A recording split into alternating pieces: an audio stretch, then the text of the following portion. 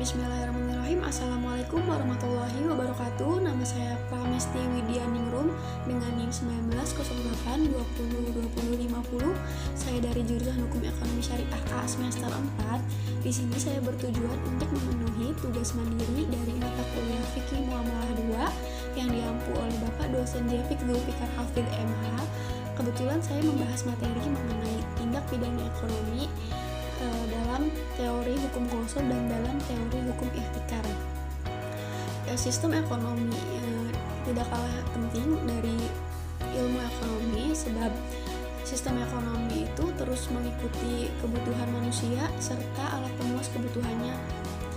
Dalam agama ada beberapa kegiatan ekonomi yang menguntungkan satu pihak namun dilarang, itu seperti contohnya perjudian, riba, penipuan, tadlis dalam jual beli dan ihtikar atau penimbunan. Para pelaku usaha menghalalkan apapun untuk memperoleh keuntungan, oleh karena itu timbullah persaingan secara tidak sehat. Para domestik syarat dengan praktik monopoli yang berdampak buruknya itu pada mekanisme pasar. Pertumbuhan ekonomi bagi negara perkembangan sangat ditentukan oleh kondisi bisnis yang kondusif bagi pengusaha. Penentuan harga dalam konsep hukum ekonomi Islam didasarkan pada hukum penawaran dan hukum permintaan. Karena harga itu ditentukan oleh keseimbangan antara permintaan dan penawaran.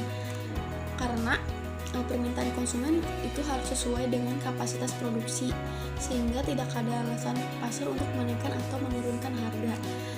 Kembali pada topik hukum, muamalah dalam arti sempit ialah aturan-aturan Allah Subhanahu wa Ta'ala yang mengatur hubungan antar manusia dengan manusia dalam usahanya untuk mendapatkan alat-alat keperluan jasmaniah dengan cara yang baik. Sedangkan dalam arti luas, muamalah merupakan peraturan-peraturan Allah Subhanahu wa Ta'ala yang harus diikuti dan ditaati. Kemudian bahasan selanjutnya ialah ihtikar. Ihtikar secara terminologi ialah jika seseorang membeli suatu barang atau makanan pada saat harga mahal, kemudian beberapa saat orang itu menjual kembali barang atau makanan tersebut dengan harga yang jauh lebih mahal daripada sebelumnya pada saat kebutuhan barang atau makanan tersebut sedang mendesak. Hal tersebut dinamakan dengan menimbun. Menimbun dalam bahasa Arab yaitu ihtikar yahtakiru adalah secara bahasa bermakna al-habsu atau menahan dan al-jam'u atau mengumpulkan. Contoh lain dalam hal penimbunan ialah pada saat masa pandemi corona di awal-awal banyak sekali orang-orang yang menimbun masker. Pada saat itu ketersediaan masker itu sangatlah menipis dan kebutuhannya sangat meningkat, dan banyak sekali orang-orang yang memanfaatkan hal tersebut dengan menjual masker-masker dengan harga yang jauh lebih tinggi. Hal tersebut tidaklah boleh ditiru karena itu adalah sebuah penimbunan. Dan para ahli fikih berpendapat bahwasanya adapun syarat penimbunan terlarang ialah yang pertama, kelebihan dari kebutuhannya yang ditimbun, kemudian menyimpan atau menahan barang sampai barang di pasar dengan harapan harga akan naik, dengan begitu menjadi keuntungan bagi mereka. Kemudian yang terakhir ialah menyimpan atau menahan barang pada saat barang tersebut langka yang berakibat sulitnya manusia memenuhi kebutuhan. Dan dasar hukum ihtikar pun ada dalam Quran surat At-Taubah ayat 34 sampai ayat 35.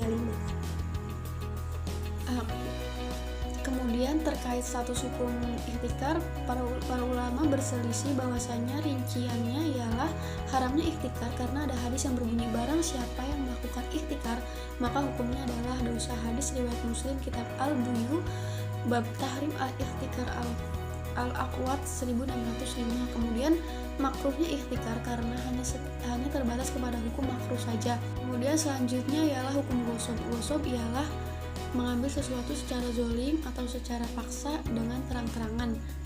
Adapun hukum gosok adalah haram, yaitu berdosa bagi pelakunya sebagaimana firman Allah Subhanahu wa Ta'ala, dan janganlah kamu makan harta di antara kamu dengan jalan yang batil. Tindak kriminal atau pidana atau al-jina yang pada dasarnya ada dua macam. Yang pertama tindak kriminal terhadap binatang dan pada benda mati. Kedua, tindak kriminal terhadap manusia. Sedangkan tindak kriminal terhadap binatang dan benda mati yaitu ada dua macam.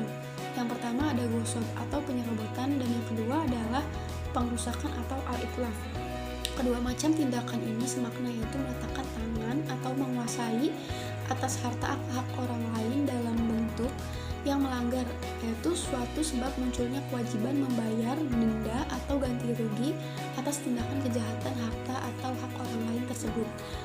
Kemudian, adapun suatu perbuatan dapat dikategorikan sebagaimana perbuatan ghosab, yaitu apabila memenuhi rukun yang dimana ialah pertama pelaku ghosab atau perampasan, kemudian korban perampasan, kemudian harta perampasan, dan yang terakhir adalah perbuatan perampasan.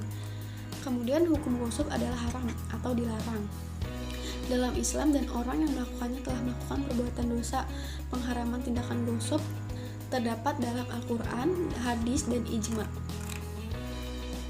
Kemudian selanjutnya mekanisme ganti rugi barang ghosab. Seseorang yang menggosok barang berharga, ia wajib mengembalikan barang tersebut dengan nominal atau harga yang sama atau lebih daripada barang tersebut, kemudian memberikan uang sewa sesuai standar barang, kecuali jika saat mengembalikan barang gosok itu justru mengakibatkan kerusakan signifikan.